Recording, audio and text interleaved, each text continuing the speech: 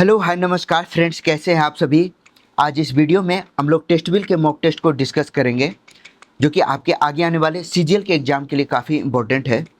तो आज mock test 1 discuss करने जा रहे हैं जो कि सीजीएल 2025 के पैटर्न पर बेस्ड है। तो जिन्होंने अब तक चैनल को सब्सक्राइब नहीं किया है प्लीज़ चैनल को लाइक शेयर एंड सब्सक्राइब जरूर करें। तो चलिए वीडियो स्टार्ट करते हैं। आज का पहला सवाल है, which of the following option best describe the concept of judicial activism. कौन सा विकल्प न्यायिक सक्रियता की अवधारणा का सर्वोत्तम वर्णन करता है। ऑप्शंस है, संवैधानिक मूल्यों की रक्षा में न्यायपालिका की सक्रिय भूमिका, न्यायिक मामलों में कार्यपालिका का हस्तक्षेप, न्यायालयों पर संसद की सर्वोच्चता और लास्ट है न्यायिक समीक्षा का उन्मूलन। तो सवाल है कि जुडिशियल एक्टिविज्म है क्या। तो जब न्यायालय नागरिकों के अधिकारों की रक्षा के लिए नागरिक अधिकार की रक्षा के लिए जनहित याचिकाओं के माध्यम से पीआईएल के माध्यम से शासन में सुधार करता है, संवैधानिक मूल्यों को लागू करने के लिए सक्रिय भूमिका निभाता है, उसे जुडिशियल एक्टिविज्म कहते हैं, यानी न्यायिक सक्रियता कहलाता है।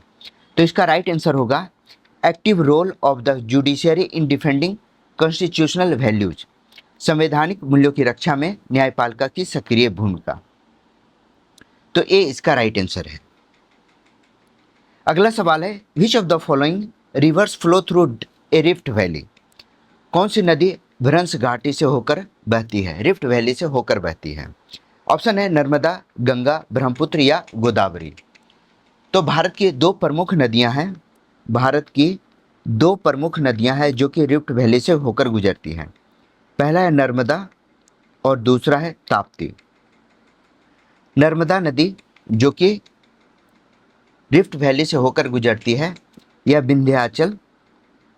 विंध्याचल और सतपुड़ा पर्वत श्रेणियों के बीच से होकर गुजरती है, भ्रंश घाटी से होकर। जैसे फिगर में दिखाया गया है कि दो पर्वतों के बीच से नदी गुजर रही है, तो यह भ्रंश घाटी से होकर गुजरती है पश्चिम की ओर। यह खंभात की खाड़ी में गिरती है, खंभात की खाड़ी यानी अरब सागर में गिरती है। ठीक है, तो दो नदी है नर्मदा और ताप्ती। तो इसका राइट आंसर होगा ए नर्मदा। अगला सवाल, by generating 50,60,941 students ID bye January 7, 2026 which state led among other large states in implementing the automated permanent academic account registry अपार सिस्टम। फुल फॉर्म को याद रखिएगा, automated permanent academic account registry. तो 7 जनवरी 2026 तक 50,60,941 student ID बनाकर कौन सा राज्य automated permanent academic account registry अपार सिस्टम को लागू करने में दूसरे बड़े राज्यों में सबसे आगे रहा। दूसरे बड़े राज्यों यानी महाराष्ट्र, गुजरात जैसे विकसित राज्यों से आगे रहा है। मध्य प्रदेश, महाराष्ट्र, छत्तीसगढ़ या राजस्थान। इसका राइट आंसर क्या होगा। तो राइट आंसर है छत्तीसगढ़। छत्तीसगढ़ जो है वह 50 लाख से अधिक रजिस्ट्री कर चुका है अपार सिस्टम को लागू करने के बाद। अब अपार सिस्टम क्या है, तो यह स्टूडेंट्स आईडी है। अपार सिस्टम में क्या होता है, स्टूडेंट आईडी बनाया जाता है जो कि नेशनल एजुकेशन पॉलिसी 2020 के अकॉर्डिंग है, जिसमें one nation one student ID, one nation one student ID बनाया गया है। तो छत्तीसगढ़ इसमें अभी टॉप पर है, यानी सी इसका राइट आंसर है। नेक्स्ट क्वेश्चन है, consider the following statements regarding fundamental rights. मौलिक अधिकारों के संबंध में निम्नलिखित कथन पर विचार करें। पहला कथन है, इन्हें न्यायालयों के द्वारा लागू किया जा सकता है, they are enforceable by the courts. तो आपको पता है आर्टिकल 32 के अंतर्गत सुप्रीम कोर्ट और आर्टिकल 226 के अंतर्गत हाई कोर्ट मौलिक अधिकारों को न्यायालय करने के लिए रिट जारी करता है। तो पहला कथन सही है। दूसरा है, they can be suspended during a national emergency except article 20 and 21। राष्ट्रीय आपातकाल के दौरान इन्हें निलंबित किया जा सकता है अनुच्छेद 20 और 21 को छोड़कर। तो दूसरा कथन भी सही है। अनुच्छेद 20 में क्या है, आर्टिकल 20 में है अपराधों के लिए दोष सिद्धि के संबंध में संरक्षण, अपराध के लिए दोष सिद्धि से संरक्षण, ठीक है। और आर्टिकल 21 में है प्राण एवं दैहिक स्वतंत्रता, प्राण एवं दैहिक स्वतंत्रता। तो दूसरा कथन भी सही है। लास्ट है, ये सभी मामलों में केवल भारतीय नागरिकों पर लागू होते हैं। In all cases they apply exclusively to Indian citizen. तो ये सिर्फ इंडियंस के लिए नहीं है, विदेशी नागरिकों को भी मूल अधिकार प्राप्त हैं।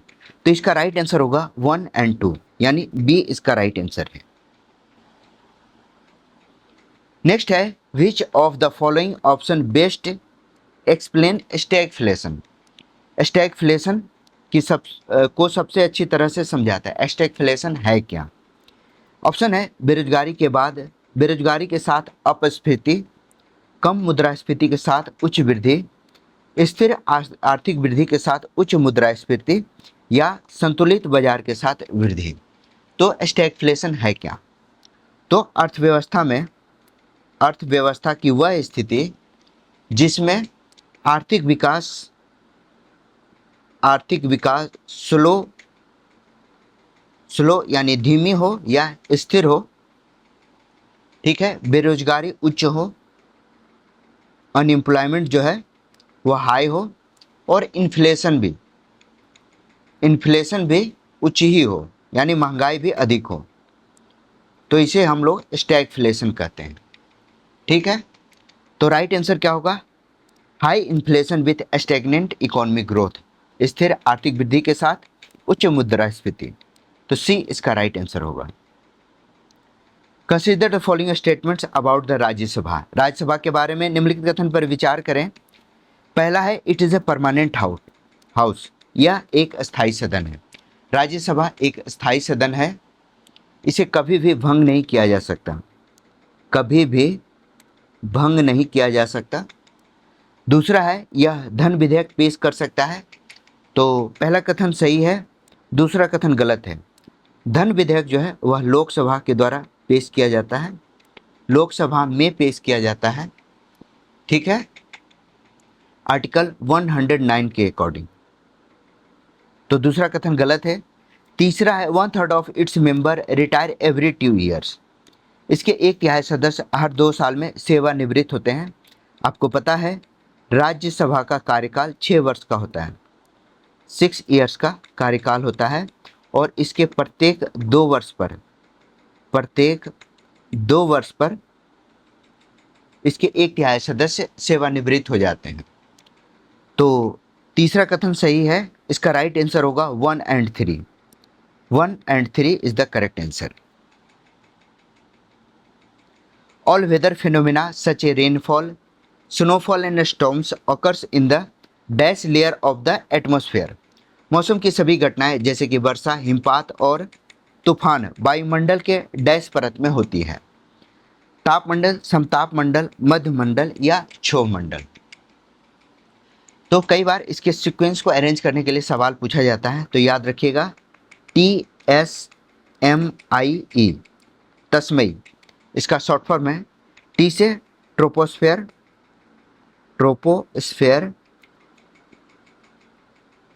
स्ट्रेटोस्फेयर, मेसोस्फेयर, आयनोस्फेयर, आयनमंडल, और सबसे बाई है एक्सोस्फेयर। तो ऑब्वियस है जो सबसे निचला वायुमंडल होगा, मतलब निचला जो लेयर होगा, वहाँ ही मौसम की सभी घटनाएं होगी, यानी क्षोभमंडल इसका राइट आंसर है। क्षोभमंडल में सभी मौसमी घटनाएं होती है, वर्षा, बादल, तूफान, सभी प्रकार की घटनाएं इसी में घटित होती है। दूसरा इंपॉर्टेंट है स्ट्रेटोस्फेयर, समताप मंडल। तो समताप मंडल में ही ओजोन परत पाई जाती है, ओजोन परत पाई जाती है। यहाँ क्या होती है, संवहनीय धाराएं बहती हैं, संवहनीय धारा बहती है, जिसके कारण इसी लेयर में एरोप्लेन वगैरह जो है, एरोप्लेन फ्लाई करते हैं, क्योंकि यह संवहनीय धारा जो है इन्हें सपोर्ट करती है और कोई भी मौसम घटना इसमें नहीं होती है जिसके कारण यह स्मूथली रूप से चल पाता है। तो राइट आंसर हो गया ट्रोपोस्फियर। लंबा चौड़ा सा क्वेश्चन है।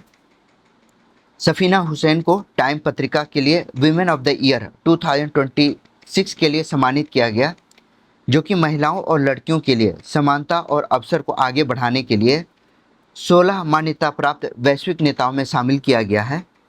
तो उन्होंने एक संगठन बनाया जिसका नाम है एजुकेट गर्ल्स। इसकी स्थापना कब की गई है? यह जो ऑर्गेनाइजेशन है वह स्कूल छोड़ने वाली लड़कियों के लिए गुणवत्तापूर्ण शिक्षा प्रदान करता है। तो सफीना हुसैन, इनकी जो संस्था है एजुकेट गर्ल, यह एक एनजीओ है। यह एक एनजीओ है जो कि 2007 में इस्टेब्लिश हुआ है। 2007 में इस्टेब्लिश हुआ है। पर्पस क्या है? तो स्कूल छोड़ने वाली लड़कियों के लिए गुणवत्तापूर्ण शिक्षा प्रदान करना। तो सी इसका राइट आंसर है। नेक्स्ट क्वेश्चन है, which of the following option most accurately defines capital expenditure? कौन सा विकल्प पूंजीगत व्यय को सबसे सटीक रूप से परिभाषित करता है?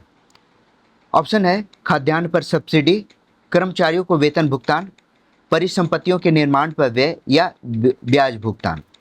तो कैपिटल एक्सपेंडिचर को शॉर्ट में कैपेक्स कहा जाता है। आप देख रहे हैं सिर्फ एक ही ऑप्शन है जिसमें कैपिटल की बात की गई है, यानी सी इसका राइट आंसर है। तो कैपेक्स के द्वारा सरकार या कोई भी ऑर्गेनाइजेशन वह क्या करती है? अपने इंफ्रा पर खर्च करती है, इंफ्रा पर या अपने एसेट पर खर्च करती है ताकि एक लॉन्ग ग्रोथ को सपोर्ट दिया जा सके, अर्थव्यवस्था को सपोर्ट दिया जा सके ताकि आगे चलकर इसका अर्थव्यवस्था को लाभ हो या ऑर्गेनाइजेशन को लाभ हो। तो सी इसका राइट आंसर है। नेक्स्ट है, consider the following statement regarding the finance commission. वित्त आयोग के संबंध में निम्नलिखित कथन पर विचार करें। पहला कथन है, इसका गठन अनुच्छेद 280 के तहत किया जाता है। तो आपको पता है वित्त आयोग का गठन राष्ट्रपति के द्वारा किया जाता है और यह आर्टिकल 280 के तहत किया जाता है। तो पहला कथन सही है। सेकंड है, it recommends the distribution of taxes between the union and states. यह केंद्र और राज्यों के बीच करों के वितरण की अनुशंसा करता है। बिल्कुल सही है। इसका काम होता है कि केंद्र और राज्यों के बीच जो बंटवारा होता है वित्त का, फाइनेंस का, उसकी सिफारिश करता है। नेक्स्ट है, यह केंद्रीय बजट तैयार करता है। It prepares the union budget. यह गलत है। बजट जो है वह फाइनेंस मिनिस्ट्री के द्वारा तैयार किया जाता है, फाइनेंस मिनिस्ट्री के द्वारा किया जाता है। इसके लिए बजट डिवीज़न होता है। बजट डिवीज़न जो है वह इसे तैयार करती है। ठीक है, तो तीसरा कथन गलत है, पहला और दूसरा सही है। याद रखिएगा, अभी वित्त आयोग के जो चेयरमैन हैं उनका नाम है अरविंद पनगढ़िया।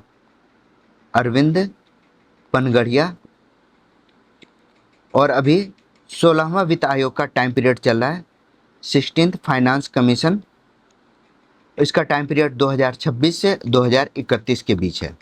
इससे सवाल पूछा जा सकता है। तो इसका राइट आंसर होगा 1 और 2, यानी ए इसका राइट आंसर है। Which of the following gases contribute the most to global warming? कौन सी गैस वैश्विक तापमान वृद्धि में सबसे अधिक योगदान देती है? तो सबसे ज़्यादा कार्बन डाइऑक्साइड जो है वह ग्लोबल वार्मिंग में सबसे अधिक योगदान देता है, जो कि जीवाश्म ईंधन के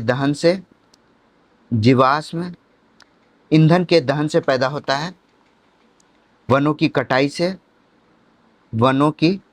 से। तो यह ग्लोबल वार्मिंग में सबसे बड़ा योगदान देता है। तो डी इसका राइट आंसर है। ऑक्सीजन और नाइट्रोजन, ये दोनों जो गैस हैं वह 99% मिलकर वायुमंडल का निर्माण करती है।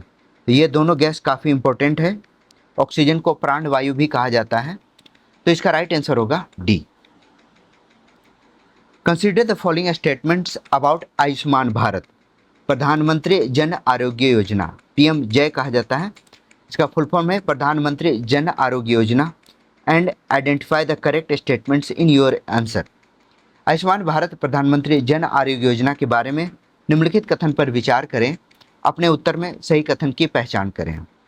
तो पहला कथन है पीएम जय आयुष्मान भारत पीएम जय योजना 23 सितंबर 2018 को शुरू किया गया था। बिल्कुल सही है, इसे रांची झारखंड में शुरू किया गया था। रांची झारखंड में 23 सितंबर 2018 को शुरू किया गया था। तो पहला कथन सही है।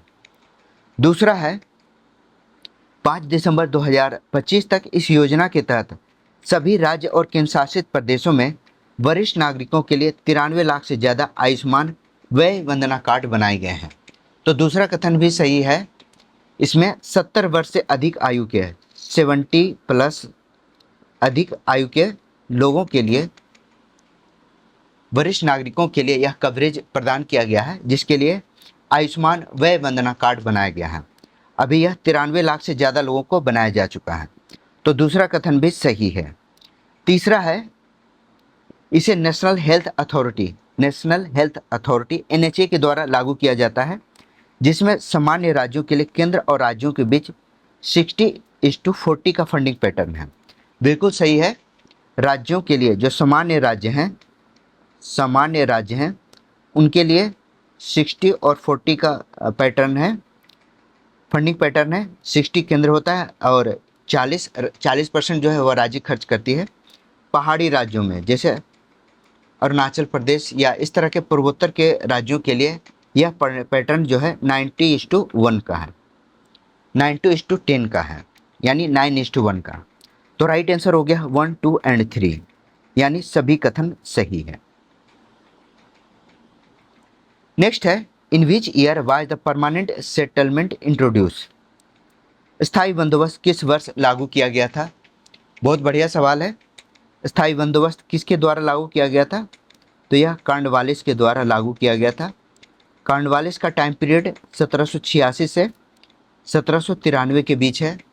तो स्थायी बंदोबस्त की जो व्यवस्था थी इसे 1793 में लागू किया गया था बिहार, बंगाल और उड़ीसा के क्षेत्र में। बिहार, बंगाल और उड़ीसा के क्षेत्र में, ठीक है। इसे इजारेदारी व्यवस्था भी कहा जाता है, इजारेदारी व्यवस्था भी कहा जाता है। इसके अंतर्गत जमींदारों को भूमि का स्थायी स्वामी माना जाता है, भूमि का अस्थायी स्वामी मान लिया जाता है और राजस्व के रूप में इनके लिए 10/11 कंपनी को दिया जाता था और 1/11 जमींदार को प्राप्त होता था, ठीक है। जितना भू राजस्व बनता था उसमें 10/11 कंपनी को जाता था और 1/11 जमींदार को मिलता था। तो इसका राइट आंसर होगा ए 1793। विच of the following option most accurately describe the core sector industry in India.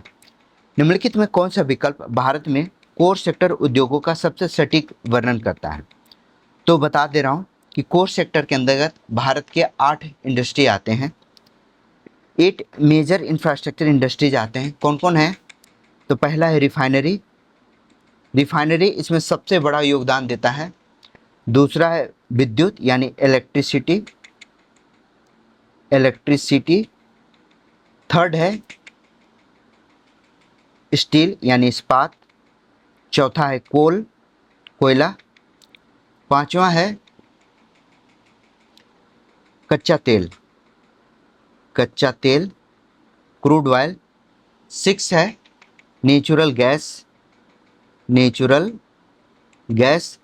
7 है सीमेंट उद्योग और लास्ट यानी 8th है उर्वरक फर्टिलाइजर्स, जिसे कि भारत का प्रमुख अवसंरचना उद्योग कहा जाता है, कोर सेक्टर कहलाता है। तो बी इसका राइट आंसर है। नेक्स्ट है consider the following statements about the election commission of India. Bharat के चुनाव आयोग के बारे में निम्नलिखित कथन पर विचार करें। कथन है भारतीय संविधान के अनुच्छेद 320 के तहत स्वतंत्र और निष्पक्ष चुनाव कराने के लिए चुनाव आयोग एक संवैधानिक इकाई है। तो यहाँ आर्टिकल 320 नहीं बल्कि आर्टिकल 324 में चुनाव आयोग का वर्णन है जो कि निष्पक्ष चुनाव कराने के लिए जिम्मेदार एक संवैधानिक निकाय है। तो पहला कथन गलत है। सेकंड है, यह राज्यों में लोकसभा, राज्यसभा और राज्य विधानसभाओं और पंचायतों और नगरपालिकाओं के चुनाव कराता है। ठीक है। तो दूसरा कथन भी गलत है। जो इलेक्शन कमीशन है, इलेक्शन कमीशन वह लोकसभा, राज्यसभा और राज्य विधानसभाओं का चुनाव करता है। पंचायत और नगरपालिकाओं के चुनाव राज्य चुनाव आयोग के द्वारा किया जाता है, राज्य चुनाव आयोग के द्वारा किया जाता है। ठीक है। तो दूसरा कथन भी गलत है। इसका राइट आंसर है, निम्नलिखित कथन पर विचार करें, यानी neither one neither two, D इसका राइट आंसर है। जेनियोफिश Valmiki is a newly discovered rare and subterranean species found in the northern western Ghat. What type of animal is it? जेनियोफिश Valmiki उत्तरी पश्चिमी घाट में पाई जाने वाली एक नई खोजी हुई दुर्लभ प्रजाति है जो जमीन के अंदर पाई जाती है। यह किस तरह का जानवर है? तो जेजिनोफिश जो है यह एम्फीबियन है, एम्फीबियन है। यह सिलियन प्रजाति की है। किसकी है?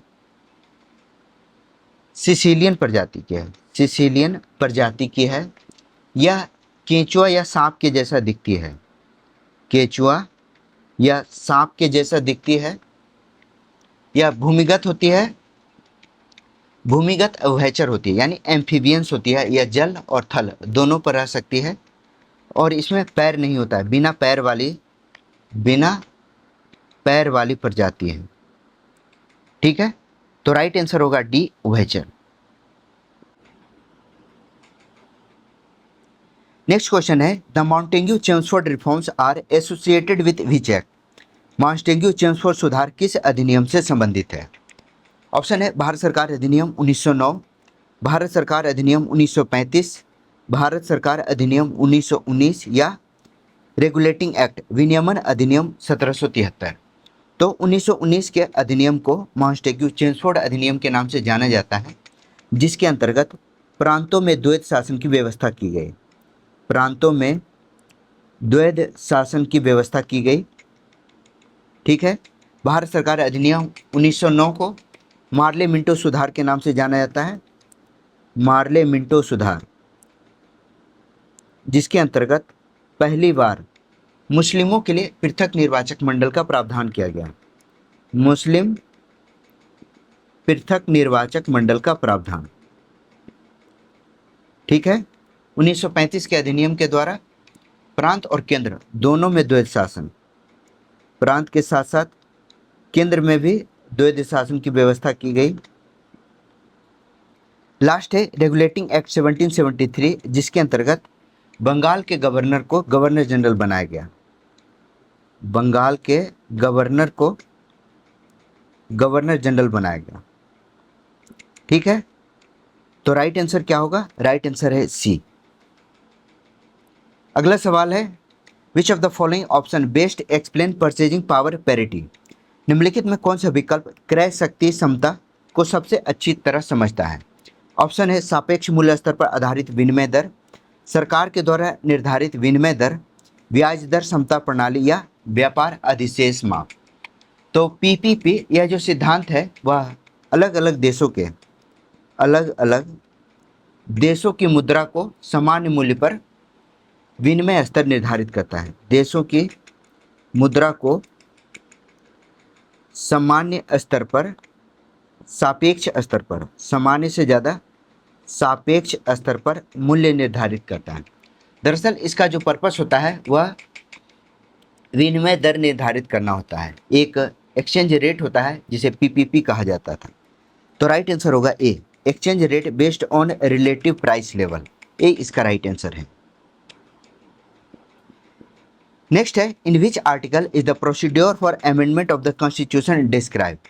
संविधान में संशोधन की प्रक्रिया किस अनुच्छेद में वर्णित है? तो संविधान में संशोधन भाग 20 के अंतर्गत किया जाता है, भाग 20 के अंतर्गत संविधान संशोधन किया जाता है। आर्टिकल 368, आर्टिकल 368 भी संविधान संशोधन से संबंधित है। यह प्रावधान दक्षिण अफ्रीका के संविधान से लिया गया है। ठीक है। आर्टिकल 370 जम्मू कश्मीर से संबंधित है। जम्मू और हालांकि अब यह समाप्त हो चुका है। आर्टिकल 368 हो गया। 356 में राष्ट्रपति का शासन, राज्यों में राष्ट्रपति शासन आर्टिकल 356 के आधार पर होता है। और 326 इसमें वयस्क मताधिकार के आधार पर लोकसभा और विधानसभा चुनाव किया जाता है। लोकसभा और विधानसभा चुनाव। तो राइट आंसर हो गया article 368। Which part of human brain control balance and coordination? मानव मस्तिष्क का कौन सा भाग संतुलन और समन्वय को नियंत्रित करता है? पहला ऑप्शन है सेरेबेलम। तो सेरेबेलम जो है यह पश्चिम मस्तिष्क का हिस्सा यानी मस्तिष्क का पिछला भाग होता है, जो कि शरीर के संतुलन के लिए मांसपेशियों को रेगुलेट करने के लिए उत्तरदायी होता है। तो राइट आंसर होगा सेरेबेलम। दूसरा है सेरेब्रम। सेरेब्रम का काम होता है सोच, बुद्धि और स्मृति, भावना यह इत्यादि का केंद्र होता है। ठीक है। मेडुला का कार्य होता है जैसे आपकी अनैच्छिक क्रियाओं का नियंत्रण, जैसे हो गया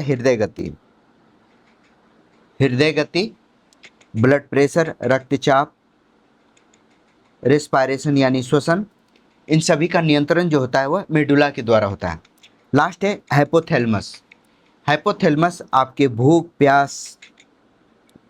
प्यास और शरीर के तापमान को नियंत्रित करता है, शरीर के ताप को नियंत्रित करता है। तो राइट आंसर हो गया cerebellum. Which of the following option best explain demonetisation? कौन सा विकल्प विमुद्रीकरण को सबसे अच्छे तरह से समझता है? ऑप्शन है रेपो दर में वृद्धि, मुद्रा आपूर्ति में वृद्धि, कर दरों में कमी, या मुद्रा की वैध मुद्रा स्थिति का निरस्तीकरण, cancellation of the legal tender status of a currency. ये तो आसानी है, पता ही होगा सबको, डी इसका राइट आंसर है, जिसके अंतर्गत जो लीगल मुद्रा विमुद्रीकरण का मतलब होता है कि जो मौजूदा मुद्रा इकाई कानूनी रूप से चल रही थी उसे अब समाप्त कर दिया गया है, अब वह अमान्य हो गया, लीगल टेंडर नहीं रहा। तो डी इसका राइट आंसर है। Which constitutional amendment act added fundamental duty to the Indian constitution? किस संवैधानिक संशोधन ने मौलिक कर्तव्यों को जोड़ा? तो आपको पता है मौलिक कर्तव्य हमारे संविधान के भाग 4A के अंतर्गत है, 4th A के अंतर्गत। इसे 42वें संविधान संशोधन 1976 में सरदार स्वर्ण सिंह समिति के अनुशंसा पर जोड़ा गया। स्वर्ण सिंह समिति के अनुशंसा पर जोड़ा गया। इसके अंतर्गत 10 मौलिक कर्तव्य जोड़े गए थे, 10 मौलिक कर्तव्य जोड़े गए। अभी एक हाल में जोड़ा गया एक और 86वां संविधान संशोधन, जो कि 2002 में हुआ था। तो टोटल अभी 11 मौलिक कर्तव्य हैं, 11 मौलिक कर्तव्य हैं, जो कि 11 मौलिक कर्तव्य हैं जो कि 42वें संविधान संशोधन के आधार पर जोड़े गए थे। तो सी इसका राइट आंसर है। 61वां संविधान संशोधन यह मतदान की आयु से संबंधित है, 1989 में हुआ था, जिसमें मतदान की आयु 21 से घटाकर 18 कर दी गई, 21 से 18 कर दी गई। 44वां संविधान संशोधन जिसमें संपत्ति के अधिकार को मौलिक अधिकारों से हटाया गया और इसे वैधानिक अधिकार के रूप में शामिल किया गया, मौलिक अधिकार से हटाया गया। 73वां संविधान संशोधन जो कि पंचायती राज को संवैधानिक दर्जा प्रदान करता है, यानी पंचायती राज से संबंधित है। तो राइट आंसर है सी 42वां संविधान संशोधन। विच of the following option correctly define biomagnification? कौन सा विकल्प जैव आवर्धन को सही ढंग से परिभाषित करता है? जैव आवर्धन का मतलब होता है कि जब नॉन बायोडिग्रेडेबल रसायन, जो नॉन बायोडिग्रेडेबल रसायन होते हैं, डिग्रेडेबल, यह जो रसायन होते हैं वह खाद्य श्रृंखला में प्रवेश करते हैं, यानी फूड साइकिल में प्रवेश करते हैं, फूड साइकिल में एंटर करते हैं, तो यह उच्च पोषण स्तर पर अधिक सांद्रित होते हैं। जो हाईएस्ट ट्रॉपिक लेवल है, उच्च पोषण स्तर पर यह जमा होते हैं और सबसे ज़्यादा इसका जो प्रभाव पड़ता है वह शीर्ष उपभोक्ता को पड़ता है। शीर्ष उपभोक्ता पर इसका सर्वाधिक प्रभाव पड़ता है, सबसे ज़्यादा प्रभाव पड़ता है। तो राइट आंसर क्या होगा? राइट आंसर है B, increase in concentration of toxic substance at higher trophic levels, उच्च पोषण स्तरों पर विषाक्त पदार्थों की सांद्रता में वृद्धि। बी इसका राइट आंसर है। Nodirbek Abdusattorov of Uzbekistan won the 2026 Tata steel chess masters held in February 2026. Whom did he defeat in the final to clinch the title? Uzbekistan के नोदिरबेक अब्दुसतरोव ने फरवरी 2026 में 2026 टाटा स्टील चेस मास्टर्स को जीता। उन्हें final में किसे हराकर टाइटल जीता था? तो फाइनल में हराया था अर्जुन एरिगेसी को। अर्जुन एरिगेसी को हराकर यह खिताब जीता गया था टाटा स्टील चेस मास्टर का। 13वें राउंड में यह फैसला हुआ था, 13वां राउंड में। तो राइट आंसर है बी। लास्ट क्वेश्चन है, when did India officially adopt information targeting as its mandatory policy framework? Bharat ने औपचारिक रूप से मुद्रास्फीति लक्ष्यीकरण को मौद्रिक नीति ढांचे के रूप में कब अपनाया था? तो आपको याद होगा, उर्जित पटेल आरबीआई के गवर्नर थे। उर्जित पटेल समिति ने अपने रिकमेंडेशन के आधार पर, उर्जित पटेल के रिकमेंडेशन के आधार पर आरबीआई एक्ट में अधिनियम में अमेंडमेंट किया गया। आरबीआई एक्ट 1934 में अमेंडमेंट करके 2016 में मुद्रास्फीति के लक्ष्यीकरण के इस फ्रेमवर्क को अपनाया गया। तो राइट आंसर हो गया डी 2016। तो ये था टेस्ट बिल का मॉक नंबर 1। वीडियो कैसा लगा कमेंट सेक्शन में जरूर बताइएगा। चैनल को लाइक शेयर एंड सब्सक्राइब जरूर कीजिए। Thank you for watching.